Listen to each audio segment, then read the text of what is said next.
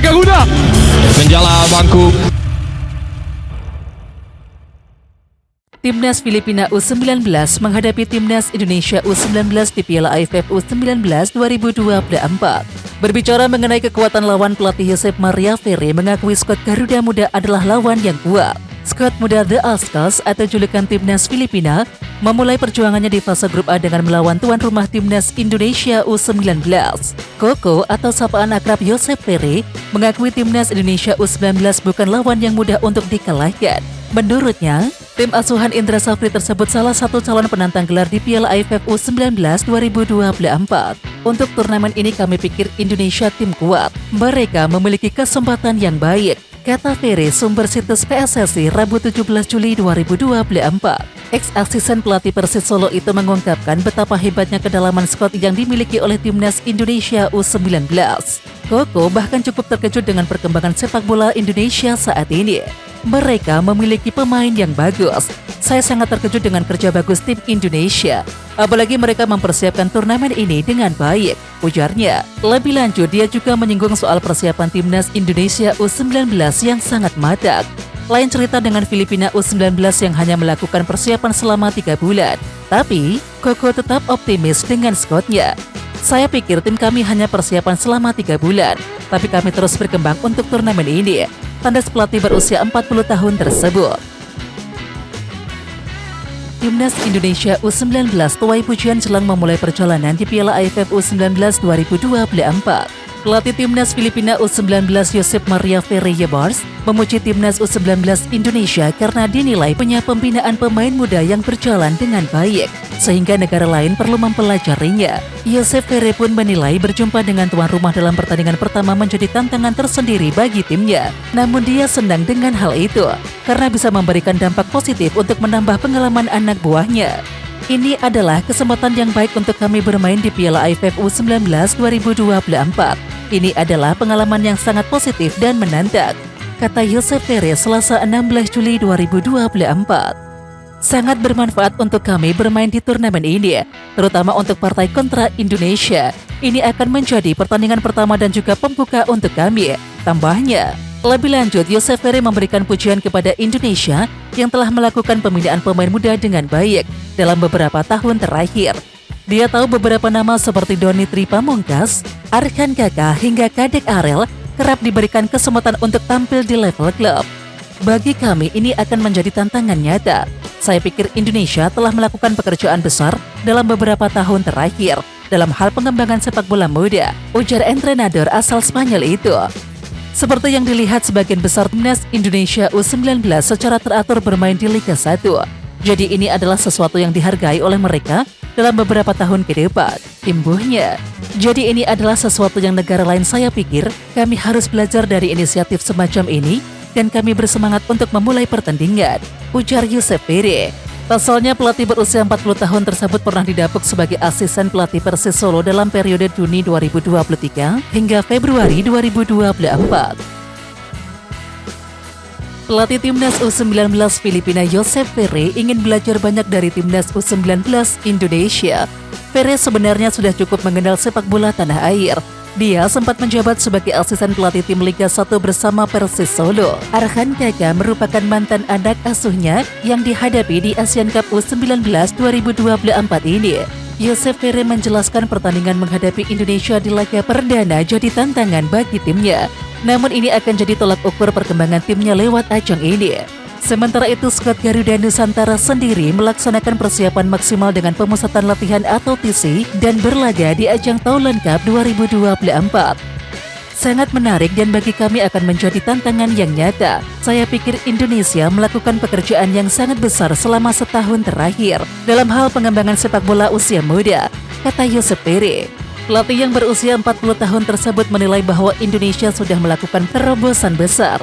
Pemain muda yang berada di Timnas U19 kali ini sudah banyak memiliki caps di Liga 1. Tentunya, ini akan membuat mental pemain semakin solid untuk berlaga di ajang internasional. Seperti yang dapat Anda lihat pada sebagian besar pemain yang berasal dari skuad tim nasional bermain secara reguler di Liga 1 Indonesia. Lanjutnya, Ferre bahkan memprediksi bahwa nantinya Indonesia jadi salah satu tim yang tidak bisa diremehkan. Regenerasi jadi kunci utama agar misi tersebut bisa terwujud dan mereka akan coba mengejar hal ini. Jadi ini adalah sesuatu yang dilihat oleh negara-negara lain. Saya pikir kita harus belajar dari inisiatif semacam ini, pungkasnya. Ada pesan khusus Ketua Umum PSSI Erick Thohir yang jadi patokan utama Indra Safri hingga Sintayong dalam membangun timnas Indonesia. Hal itu diungkapkan pelatih timnas Indonesia U19 Indra Safri. Indra Safri menyatakan bahwa Erick Thohir sudah berpesan untuk tidak ada intervensi dari siapapun dalam membangun timnas Indonesia. Dan pesan itu berlaku untuk timnas Indonesia seluruh kelompok umur.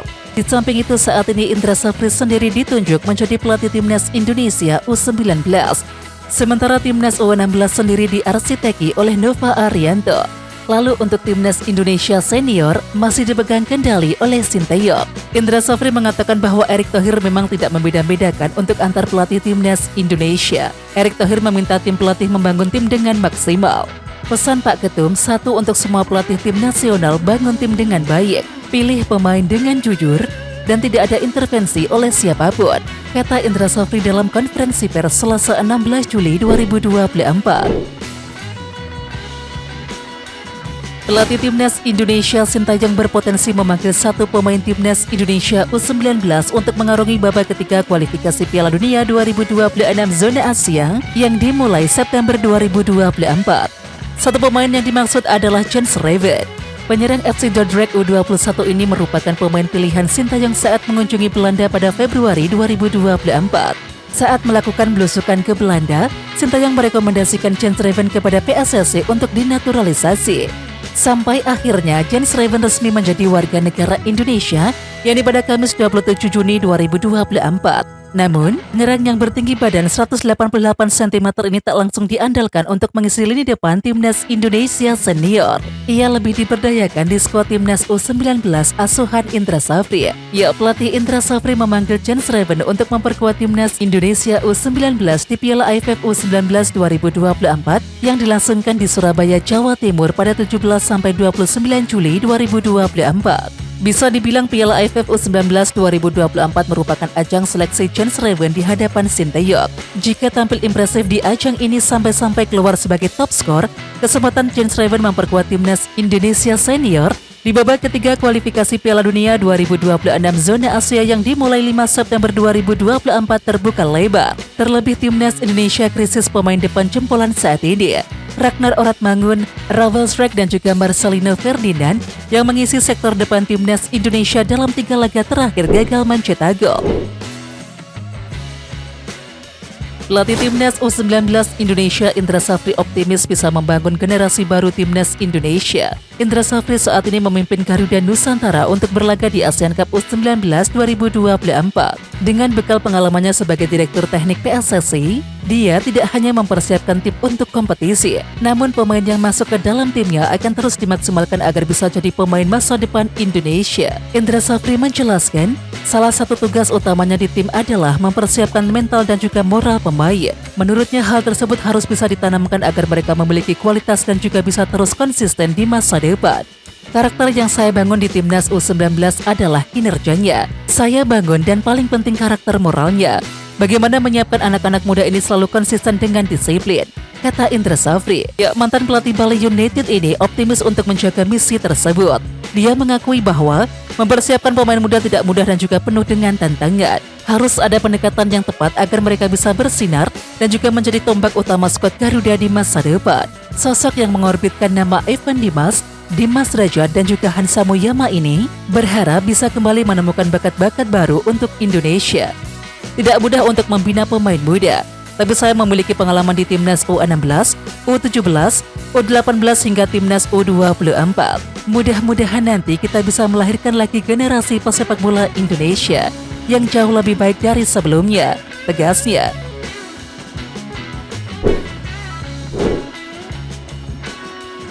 Oke Timnas Lovers, siapa kita? Kita Indonesia. Ayo kita dukung terus sepak bola tanah air Indonesia. Jangan lupa dukung terus Garuda Raya Channel dengan subscribe, like, dan komen karena saran dan kritik kalian sangat bermanfaat untuk perkembangan channel ini. Tungguin video selanjutnya dari Garuda Raya Channel. Salam olahraga.